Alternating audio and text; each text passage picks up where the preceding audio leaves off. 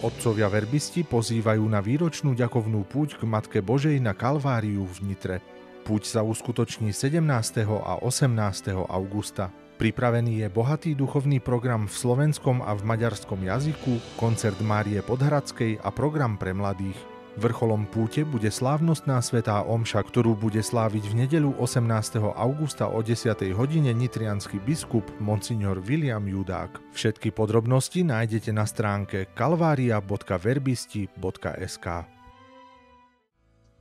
Farnosť Nová Ves nad Žitavou pozýva na púť k Panne Márii Kráľovnej, ktorá sa koná už 150 rokov. V tomto roku sa bude konať od štvrtka 22. augusta do pondelka 26. augusta. Vrcholom duchovného programu v slovenskom a v maďarskom jazyku bude svätá omša v nedeľu 25. augusta o 11. hodine, ktorú bude sláviť bratislavský arcibiskup metropolita Monsignor Stanislav Zvolenský. Túto slávnosť vám prinesieme v priamom prenose. Podrobný program nájdete na stránke novaveznadžitavou.fara.sk. Aj v tomto roku sa v Dudinciach uskutoční Hontfest. V sobotu 24.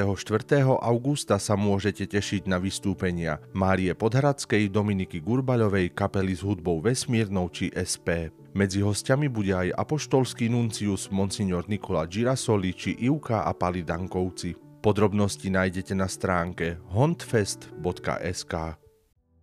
Už po 18. krát sa vo farnosti Lamač otvára biblický kurz pre dospelých. Témou aktuálneho ročníka je Abeceda našej spásy, Kristova cirkev a jej viera. Kurz sa začína 1. septembra. Bližšie informácie získate na telefónnom čísle 0904 318 019.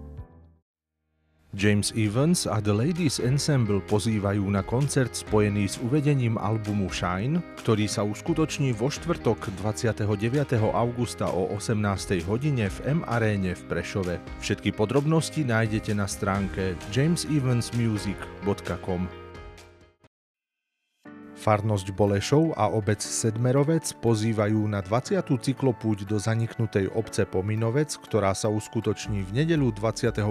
augusta a vyvrcholí svätou omšou o 11. hodine v kostole svätého Jána Krstiteľa. Svätá omša bude spojená s požehnaním bicyklov.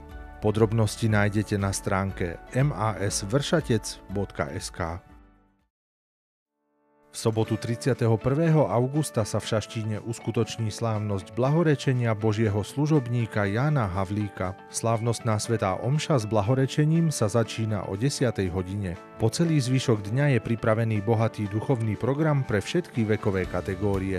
V nedeľu 1. septembra budú pri svätej omši v kostole svätého Vincenta de Paul v Bratislave uložené relikvie Jána Havlíka. Podrobný program nájdete na stránke janhavlik.sk. Viac informácií o kresťanských podujatiach nájdete na stránke výveska.sk a tkkbs.sk.